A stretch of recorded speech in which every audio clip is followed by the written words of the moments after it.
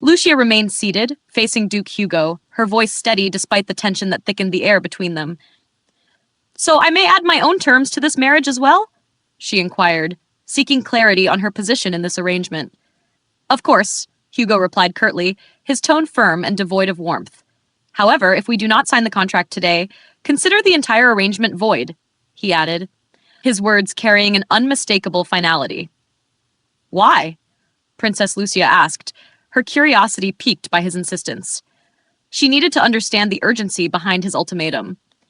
"The future is unpredictable, and too many delays only compound the uncertainties," Hugo explained coldly, though his words seemed less like a reason and more like a veiled warning. Lucia paused, weighing his strict stance. Though unsettled by his rigidity, she chose to press further, determined to uncover more of his guarded personality. "May I ask you something?" she ventured, keeping her tone measured. "Why do you hate a woman's love?" The boldness of her question hung in the air, and for a moment, time seemed to still. The silence that followed was heavy. Lucia began to regret her words, fearing she had overstepped and opened old wounds. Her earlier confidence wavered as guilt crept in. Hugo, meanwhile, was caught off guard. Not by the question itself, but by her perceptiveness. He studied her, wondering what had prompted her to ask. "Have I asked something you cannot answer?" she prompted gently, breaking the silence. Hugo's response was measured. "No one has ever dared to ask me that," he admitted, a hint of vulnerability slipping through his composed demeanor. After a pause, he continued, "I do not despise your question. However, I believe love should be mutual. Since I cannot return such affection, I would rather avoid it entirely." His words were straightforward, leaving no room for ambiguity. Lucia was taken aback by his admission. To her, it sounded more like self-preservation than anything else. Silently, she reflected on his perspective, finding it both selfish and deeply ingrained. But she pushed aside her judgment, knowing this was not the time to dwell on her thoughts. Instead, she gathered her resolve. "I understand," she said firmly, "but I need your word, Your Excellency. Swear upon your family's honor." Her serious demeanor piqued his curiosity. "My family's honor? That carries significant weight. What do you request?" he asked, intrigued. "There are 2 conditions," she began. "First, there will be no abuse, neither physical nor verbal," she clarified quickly, anticipating any misunderstanding. Hugo nodded, signaling his agreement, but prompted her for the second condition. Lucia hesitated briefly before speaking. "Second, while I will do my best, the heart can act beyond our control. If I find myself unable to keep my heart from you, then send me a rose." Her voice wavered slightly, but her determination was clear. "A rose," Hugo repeated, momentarily puzzled. Her request seemed oddly personal, touching on something he could not place. Hugo regarded her thoughtfully. "You seem to misunderstand the gravity of the agreement you're about to sign," he said, his tone soft but firm. Lucia considered his words. "Are you referring to financial conditions?" she asked. "Yes," he affirmed. "But as a duchess, I wouldn't need to concern myself with such matters. I seek no wealth beyond what is necessary to live comfortably," she reasoned, surprising him with her practicality. Her simplicity intrigued him. What sort of princess concerns herself with such things? He mused internally, his interest in her growing. She elaborated further. "Once one has enough to live comfortably, excess wealth does little to enhance happiness. What matters are the intangible aspects of life." Her words reflected an uncommon wisdom for her age. "Did you not say you were 18? He asked, genuinely curious. "I did," she replied with a calm smile. "You speak with a maturity beyond your years," he noted, both puzzled and impressed. Lucia reiterated her terms, emphasizing their fairness. Hugo, after a brief pause, nodded. "Your conditions are straightforward," he conceded, reaching for a pen. "I agree to them." Lucia's face lit up with relief and happiness as she prepared to sign the contract. "Yes," she said softly, the weight of uncertainty lifting from her shoulders. Their agreement, built on mutual understanding, marked a tentative yet hopeful beginning. Lucia and Duke Hugo found themselves navigating the early stages of their engagement. When Duke Hugo pragmatically suggested notarizing their arrangement, Lucia promptly dismissed the idea, leaving him momentarily speechless. "Yes, we are engaged to be married," Lucia confirmed, though she was still processing the reality of being Duke Hugo Terran's fiancée. Observing her thoughtful demeanor, Hugo probed her values, asking if she sought honor above all else. He then advised her to leave before nightfall, pointing out that she lacked permission to stay at his castle overnight. As Lucia reflected on his words, she noticed a subtle softening in his tone, a shift that stirred her thoughts and daydreams. The atmosphere shifted abruptly when Hugo accused Lucia of disguising herself as a housemaid and leaving the palace under false pretenses. His pointed remarks stunned her. He ordered her not to repeat such actions, his tone sharp and commanding. Struggling to understand the sudden change in demeanor, Lucia questioned his rudeness internally, wondering, why is he speaking to me like this? Hugo remained unapologetic, explaining that he didn't bother with formalities when addressing his woman. His casual use of the term embarrassed Lucia, who stammered as she questioned when she had become His Excellency's woman. Hugo reminded her of their agreement to marry, asserting the engagement's binding nature within the Terran family. This left Lucia momentarily speechless, as she hadn't fully grasped the weight of their commitment. Why can't you speak more courteously to your fiancé? Is that also tradition? Lucia asked pointedly. Hugo's response was blunt. No, that is just me. His straightforwardness only deepened Lucia's confusion. Initially intimidating, he now struck her as an enigmatic figure, difficult to categorize. She wondered if he might even be a philanderer, perplexed by his unpredictable demeanor. Hugo, returning to the matter of her unauthorized departure, pressed her for an answer. Are you going to respond? He asked seriously. Lucia, mustering boldness, questioned what he would do if she didn't. Hugo's cryptic reply, "Try me and see," reaffirmed her impression of him as a man who intimidated naturally. She silently reminded herself to tread carefully. Shifting the conversation, Lucia requested permission to see someone one more time. Hugo, thoughtful but composed, inquired, "And if you do, what will you say?" To her surprise, he seemed aware of her connection to Norman, even referring to her as Princess. Stunned by his insight, Lucia blushed at his familiarity. She expressed her desire to bid Norman farewell, prompting Hugo to clarify that he wasn't forbidding her from seeing her again. However, he reminded her that their engagement was a secret, emphasizing the need to avoid any potential scandal. Relieved by his understanding, Lucia asked if she could visit Norman even after their marriage. Hugo reluctantly agreed, but cautioned her against revealing the nature of their arrangement. Overjoyed, Lucia praised his consideration, though Hugo, slightly bemused, reminded her of her earlier judgment. Last time, you treated me like a philanderer, and now I'm considerate? How awful of a person do you think I am? He quipped. Caught off guard, Lucia clarified that her words weren't meant to insult him. Her sudden sadness didn't go unnoticed by Hugo, who reflected on her limited understanding of his complex character. Known to others as a man of many facets, some even calling him a monster, he realized Lucia might face challenges in reconciling her current perception with future revelations. Quietly, he anticipated that she might one day regret her current sentiments. Lucia wrote a heartfelt letter to Norman, assuring her of her well-being despite their temporary separation. "Please don't worry about me," she wrote, emphasizing the enduring nature of their friendship.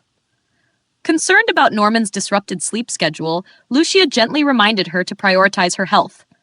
As she sealed the letter, she wondered how to ensure its safe delivery and anticipated that Duke Hugo might arrange for it. 5 days after her meeting with Duke Hugo at the manor, Lucia accepted that she wouldn't see Norman again until after her wedding. Reflecting on the uncertainty of the wedding date, she mused, "I wonder when it will happen, a few months or a year from now." Her thoughts lingered on Norman, and she missed her deeply. While lost in thought, Lucia accidentally tipped her chair backward and landed on the floor with a surprised exclamation. "Ouch!" she sighed, lying there briefly before deciding to occupy herself with laundry. She stepped into the laundry bucket, lifted her dress, and began washing it vigorously, finding the repetitive task a welcome distraction. "What's done is done," she thought. "I'll just focus on my chores." Her focus was interrupted by a sharp voice. "Are you a girl that works here?" A court lady demanded, startling Lucia. Still standing in the bucket, Lucia hesitated, puzzled by the sudden encounter. The court lady pressed on, asking if the princess was in and ordering Lucia to lead her to her. Lucia, unsure how to respond, remained silent, thinking, "Does she believe I'm a servant?" The court lady's persistence escalated. "Answer me this minute, or are you unable to speak?" Confused and caught off guard, Lucia wondered if the woman was at the wrong place. At that moment, Duke Hugo appeared, his tone laced with disapproval. I didn't know they'd added laundry to a lady's education, he remarked, eyeing Lucia with mild annoyance. Addressing the court lady, he continued, a servant of the palace doesn't even know the princess's face. How incompetent. Then, turning back to Lucia, he quipped, that's on you for having such a strange hobby, your royal highness. Lucia felt a surge of embarrassment and fear. Why is he here? She thought, stammering. Oh, hello! What brings you here? Hugo suggested she step out of the laundry bucket to talk. Attempting to comply, Lucia tripped and fell again. Frustrated, she thought, why am I falling so much today? Maybe I'll just pretend to be dead. Hugo, observing her predicament, offered his hand. She accepted, allowing him to pull her to her feet. Thank you, she said, relieved. Noticing she was barefoot, Hugo lifted her into his arms.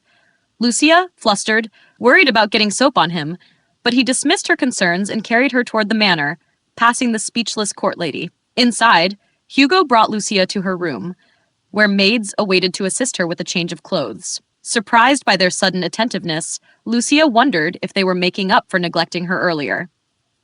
Deciding not to dwell on it, she focused on preparing for her meeting with Hugo. Once dressed, Lucia joined Hugo in the parlor, still pondering the reason for his unexpected visit. Why had he come in person instead of sending a letter or a messenger? She couldn't help but feel a mix of curiosity and apprehension about what lay ahead.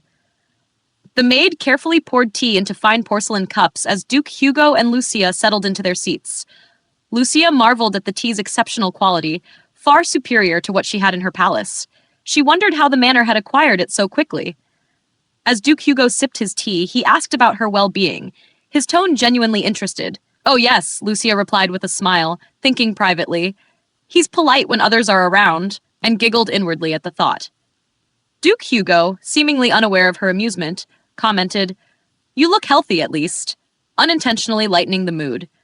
Switching to a more serious tone, he said, I have something important to discuss. Ask the court ladies to leave and only keep your trusted handmaidens here.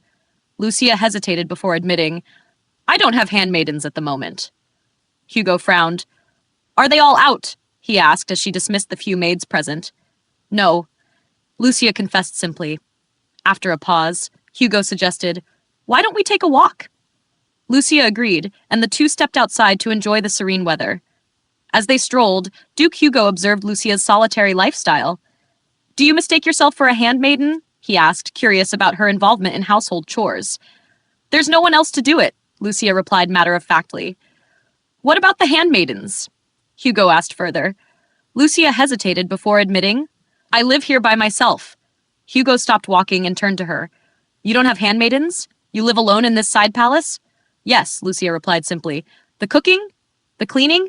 You do it all? Yes, she said with a smile. It's not that difficult when it's just for me. Hugo studied her, astonished. How long have you lived like this? A few years, Lucia answered. Silent, Hugo mulled over Fabian's reports. He hadn't imagined that Lucia, a princess, lived entirely on her own. He recalled seeing her at the banquet hall in a plain dress, devoid of any finery. Suddenly, everything made sense. Her straightforward marriage proposal, the rushed terms of their agreement, and the desperation in her eyes.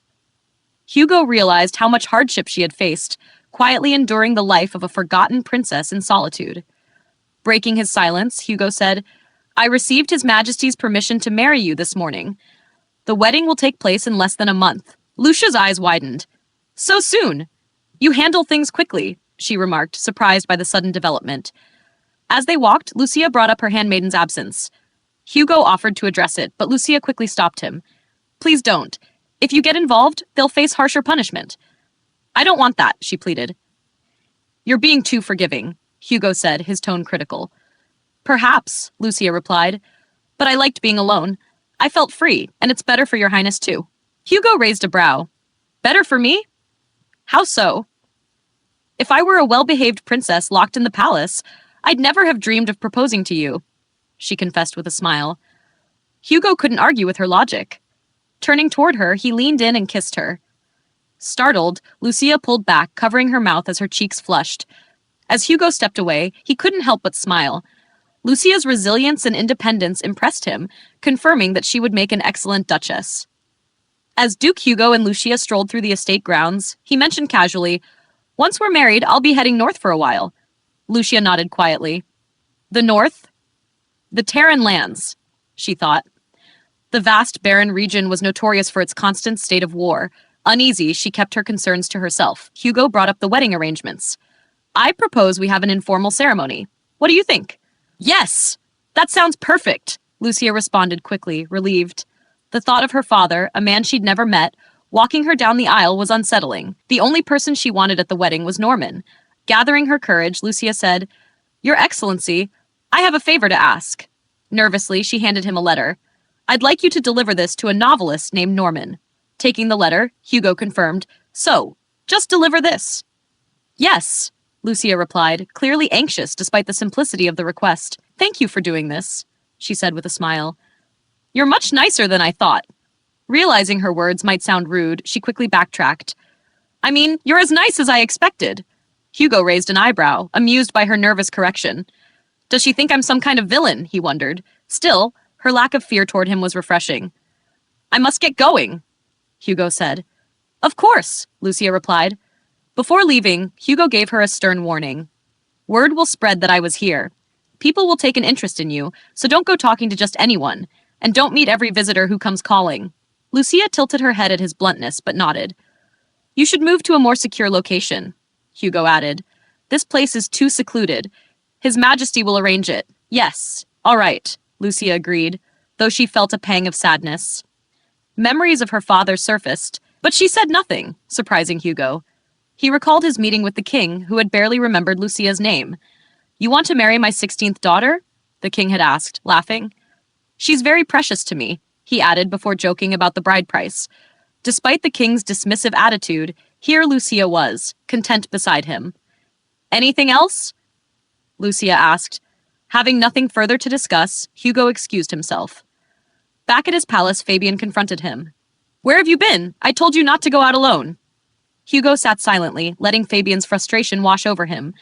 If you'd told me, I would have escorted you, Fabian said, bowing slightly. I was at the palace, Hugo replied. The palace? Fabian exclaimed. Did you see the crown prince? No, Hugo said, but I should have while I was there. Fabian, exasperated, pressed on. Why were you there? To get His Majesty's permission. I'm getting married, Hugo said flatly. Married? To the princess? Fabian stammered. Yes, within a month. Fabian was stunned. An informal wedding for a duke and a princess? That's unheard of, he muttered. Hugo dismissed his concerns. I'm heading north right after the wedding. Keep this quiet. Don't inform anyone back home.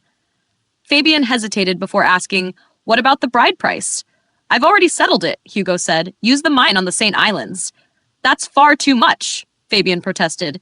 It's done, Hugo said, thus ending the discussion. As Fabian left, he reflected on the situation.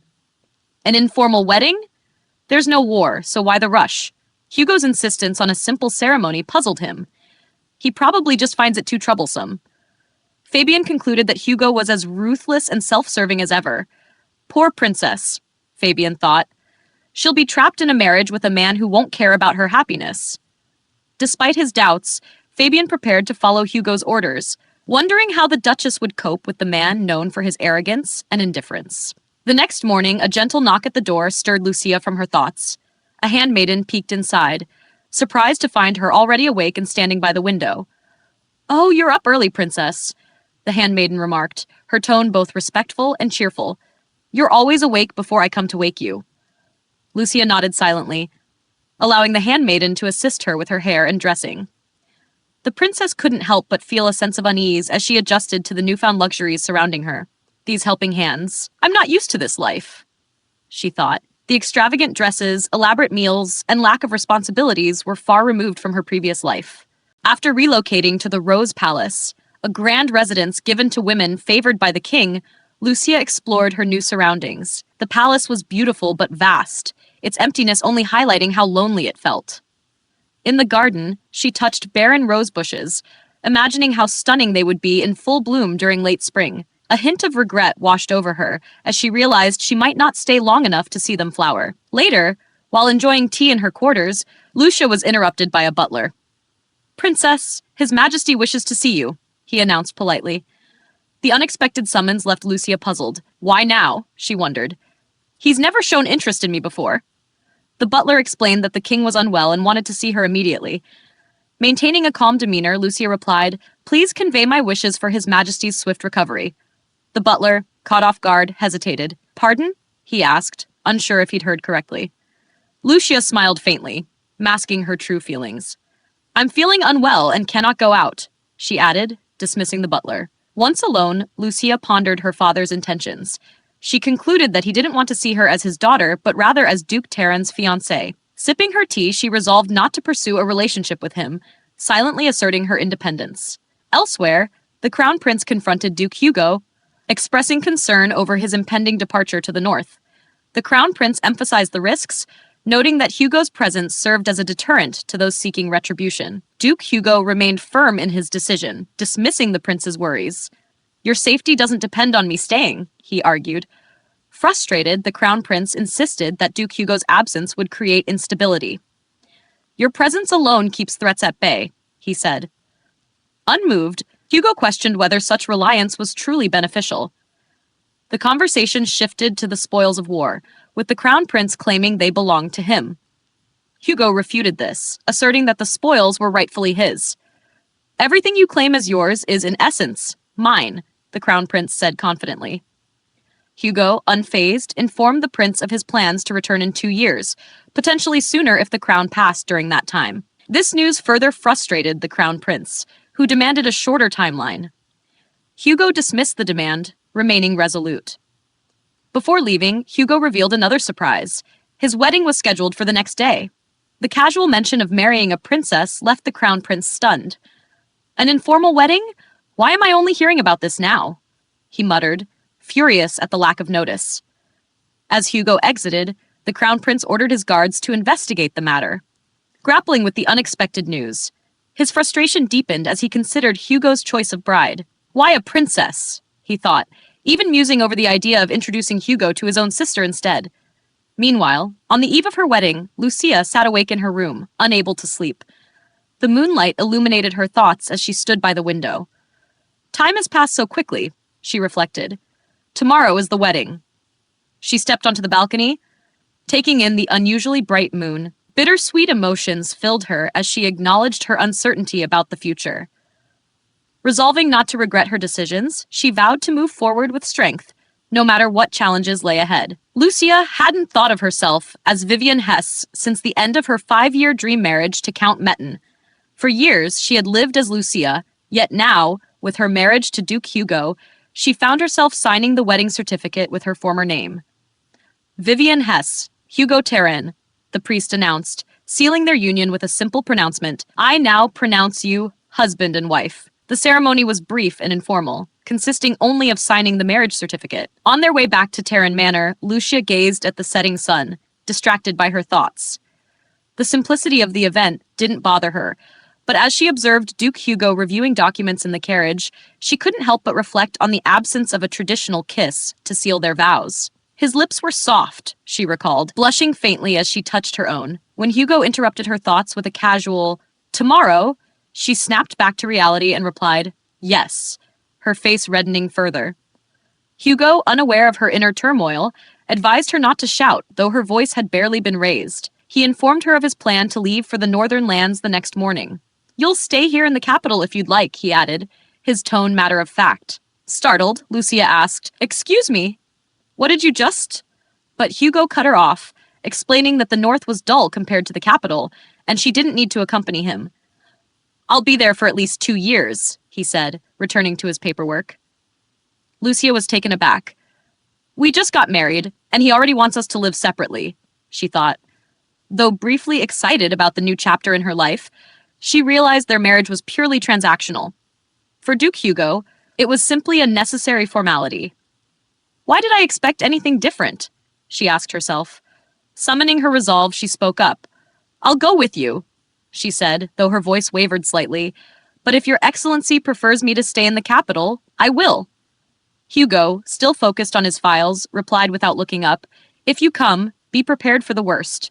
He offered no further reassurance, leaving Lucia to quietly process her emotions. By the time they arrived at Terran Manor, Lucia felt a dull headache forming. They were greeted by a butler who introduced himself with a warm smile. "Welcome, my lady.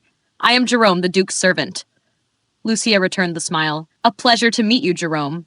The cookies you sent last time were delicious, she said, recalling his thoughtful gesture. Jerome seemed surprised by her comment, but quickly recovered, thanking her and assuring her she could speak freely to him. Lucia, maintaining her composure, politely declined. I'm comfortable as I am, she said, adding an apology in case her manner of speaking went against the Terran family's customs. Jerome responded with a gentle smile. No need to apologize, my lady. You make the rules of the Terran family. He then asked if she'd like to eat, rest, or tour the manor. Feeling the weight of her headache, Lucia pressed her temple. I'd like to rest, she decided, dismissing Jerome's concern over her discomfort. Once shown to her bedroom, Lucia took a bath and lay down, her thoughts drifting as exhaustion overtook her. All I did today was get married. Why am I so tired? She murmured. Well, I guess marriage is a big task. She reflected on Duke Hugo's indifferent demeanor and the significance, or lack thereof, of their union. Closing her eyes, she promised herself she'd feel better after resting. She awoke hours later to the sound of a handmaiden's voice. My lady, would you like to have dinner before returning to sleep? The handmaiden asked. How long was I asleep? Lucia inquired, surprised to hear she'd rested for 6 hours. Her headache was gone, leaving her feeling more like herself. As she prepared for dinner, she asked about Duke Hugo, only to learn that he typically dined in his office when preoccupied with work. I'm having dinner alone? She thought, disappointed but unsurprised. Her new life as Vivian Hesse, Duchess of Terran, was proving to be lonelier than she had anticipated. After finishing her meal, Lucia thanked the handmaiden and decided to take a leisurely stroll around Terran Manor. The absence of Duke Hugo at their wedding dinner lingered in her mind, stirring a quiet frustration. We're under the same roof. Is that so hard?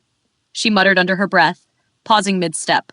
She reminded herself of her vow not to raise her expectations, yet the disappointment gnawed at her. I said I wouldn't get my hopes up. Why am I feeling like this? She questioned, shielding her eyes from the sunlight. This is the reality I agreed to. A secure home, nothing more. Interrupting her thoughts, Jerome's voice called out, offering to guide her through the manor. Accepting his offer, Lucia followed him as they began exploring. The manor's sheer size overwhelmed her, and Jerome cautioned her about the grand staircase, hinting at the seemingly endless journey needed to explore every corner. Curious about the estate's history, Lucia asked if it had always belonged to the Terran family. Jerome explained that the manor was acquired only a few years ago, as the Terrans previously did not own a property in the capital. Who lived here before? Such a large house with gardens must have belonged to a high nobleman or someone wealthy, Lucia remarked. To her surprise, Jerome revealed that the Terran family had purchased and demolished over 100 houses, leaving only the main mansion standing. Lucia's eyes widened at the scale of the operation. The realization deepened her understanding of the family's vast wealth. If you have any more questions, feel free to ask, Jerome offered. Lucia nodded, shifting the conversation to the handmaidens attending her. She observed that her current handmaiden seemed more experienced than she had expected. Is there a reason for her assignment? She inquired. Apologizing for not clarifying earlier, Jerome explained that the handmaidens assisting her now were only for her brief stay in the capital. When she moved to the north, a new group would take over. Lucia, curious about their lives, asked if the current handmaidens had homes or if they were bound to the estate. Jerome confirmed that they stayed nearby and mentioned that the handmaidens traveling with her would have their roles adjusted according to age and experience. Relieved by the explanation, Lucia thanked Jerome, who silently admired her as a thoughtful and considerate lady of the house. As night fell, Lucia returned to her room, where the handmaiden offered to apply flower oil to her skin, a practice believed to enhance smoothness. While the handmaiden worked, Lucia found her thoughts drifting to Duke Hugo. She wondered if he would visit her that night, though she hadn't seen him since their arrival. Reasoning with herself, Lucia thought, he likely doesn't see the need, especially since he already has an heir. This marriage was never about love, just ensuring his son's position. Her speculation about the Duke's intentions led her to conclude that keeping their distance might be for the best. Despite her resolve, the memory of their brief kisses made her heart race, and she blushed at the thought of anything more. Abruptly sitting up, Lucia decided to refocus her thoughts. She glanced at a painting on the wall, contemplating her new role as Duchess. Social gatherings and aristocratic duties weren't her strength, and she couldn't help but compare herself to the ideal she had envisioned in her dreams. Thinking back, she exclaimed aloud, "That woman!" Recalling the woman who was supposed to marry Duke Hugo in her dream, Lucia wondered what had become of her. Shaking her head, she dismissed the thought. It doesn't matter. This marriage was my choice, a necessary one for survival. Spotting a bottle of wine on the table, Lucia decided to toast her first day as a duchess with a single glass. However, she soon realized she had consumed the entire bottle. Flushed and overheated, she debated whether to undress. Concluding that she was alone in her own bedroom, she stripped down to her underwear, convincing herself that this small act of freedom was her right as the orchestrator of her new future. Feeling the effects of the wine, Lucia decided to hydrate herself with water. Unbeknownst to her, Duke Hugo entered the room in his nightrobe, stopping in his tracks at the sight of his wife unexpectedly undressed. He stood silently, watching as Lucia froze in place, stunned by his sudden appearance. As Duke Hugo entered the room, he froze at the sight of Lucia standing unclothed. Startled, Lucia exclaimed inwardly, "Duke Taran? Why is he here?" In her panic, the cup she had been holding slipped from her hands, shattering on the floor. Flinching, she stood frozen as Duke Hugo quickly instructed, "Don't move." He approached her cautiously, then lifted her into his arms. Embarrassment flooded her cheeks. "Again? He's carrying me without even asking," she thought as he carried her to the bed. Gently placing her down, Duke Hugo examined her for injuries. "Are you hurt?" he asked. Flustered, Lucia assured him she was fine and hurriedly pulled the bedsheet over herself, her face burning with embarrassment. Her heart raced as Duke Hugo quirked a brow and said dryly, "You welcomed me in the nude, and now you're shy?" "I didn't welcome you," Lucia snapped. "I didn't know you'd come in. I didn't even expect you." She paused, horrified as he raised a brow. "This is my bedroom," he stated firmly, as if explaining the obvious. Lucia blinked, shocked. "But Jerome said this was my room. He didn't say it was yours, too." Stammering, she asked, "Is it Tehran family tradition for husbands and wives to share chambers?" A faint smirk tugged at his lips as he acknowledged the butler's possible miscommunication. "It seems Jerome didn't clarify," he said, his tone unreadable. Trying to shift the subject, Hugo asked why she was undressed. Embarrassed, Lucia explained she had felt overheated. His sharp eyes caught sight of the empty wine bottle near the bed. "And the wine?" Lucia hesitated, then confessed, "I drank some." "Some?" he echoed, tilting his head toward the empty bottle. Realizing her mistake, Lucia flushed with guilt. "I didn't know it was your wine," she mumbled. A sardonic glint flashed in his eyes. "Drinking, stripping, and waiting for me in my room." "Quite the coincidence," he remarked, his tone dripping with sarcasm. "That's not what happened," Lucia protested, heat rising to her face. "I didn't even know this was your room, let alone expect you." She scowled at his self-assured tone, privately questioning his inflated ego. Then, trying to compose herself, she added, "Even if I was waiting for you as your wife, wouldn't that be my right?" Hugo regarded her in silence, and Lucia panicked. "Did I overstep? Does he hate when people talk back to him?" she wondered. To her surprise, he apologized, his tone measured. "I misjudged the situation," he said, catching her off guard. Lucia blinked in shock. "You're apologizing?" He raised an eyebrow. "Is that surprising?" "Honestly, yes," she admitted. "I thought someone like you never apologized." "Someone like me?" he repeated, intrigued. "I mean," she hesitated, "I just assumed you'd be more commanding." Hugo turned away briefly, his lips twitching with a faint smile. "No one's ever said such harsh words to my face before," he admitted, though his tone lacked offense. Lucia quickly backtracked. "I didn't mean to be harsh. Please don't hold it against me. It was just my opinion." He studied her in silence before his gaze softened, captivated by her earnestness. Those eyes, he thought. She was like this from the start, genuine and unwavering. I couldn't look away then, and I can't look away now. The room hung in a charged silence until Hugo leaned closer.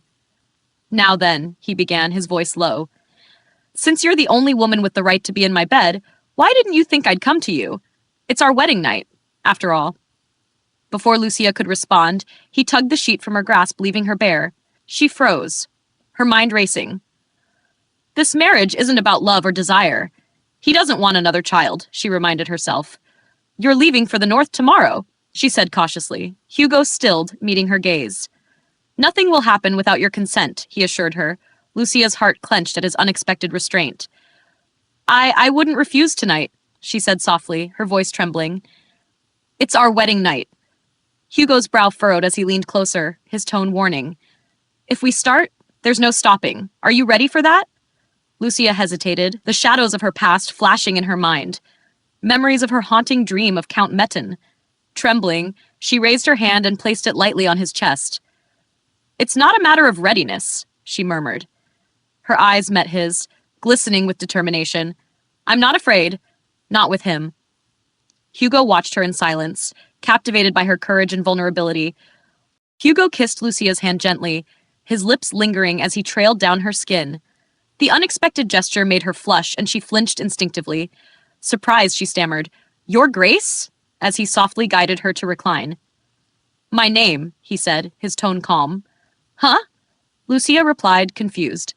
I don't want to be called by titles here. Call me by my name, he instructed gently. Your name, she asked hesitantly. Don't tell me you don't know it, he said, raising an eyebrow. Of course I do, she answered quickly, flustered. Hugh? She added uncertainly. He observed her with a faint smile. Just now, he said softly, the way you said it. Maybe I'll call you Hugo, she suggested cautiously. No, he dismissed, shaking his head. Huh? She said, looking puzzled. I liked what you called me just now, he replied. Hugh? She repeated, unsure. He leaned closer with a calm expression. Vivian, he said deliberately. Lucia fidgeted slightly, shy under his gaze. I'm not used to being called by my name, she admitted softly. You'll get used to it, he assured her with a faint smirk. Vivian? Her blush deepened, and she avoided his eyes. After a pause, he remarked, You're more headstrong than you look. I am not, she protested. Yes, you are, he countered, his tone light. Then what does that make you? You always ask for the most unreasonable things, she replied. That's because I'm always right, he said, leaning closer. Their lips met in a deep kiss, an intimate moment stretching between them. When they briefly parted, their eyes met, and they leaned in again, sharing another. Noticing her uneven breathing, Hugo paused and gently guided her hands to his neck. Breathe through your nose, he said calmly. Lucia murmured softly, Oh, still uncertain. Don't worry, he reassured her. He continued, his touch soft and deliberate, making her flinch slightly. Taking her hands, he kissed them and whispered, Relax. As she adjusted to the moment, Lucia let out a soft gasp, her body instinctively tensing. It's uncomfortable, she admitted, her voice trembling. Try to relax, he said, his tone gentle and steady. Lucia covered her mouth, trembling slightly as she adapted to the situation. Shh, he murmured, pausing briefly.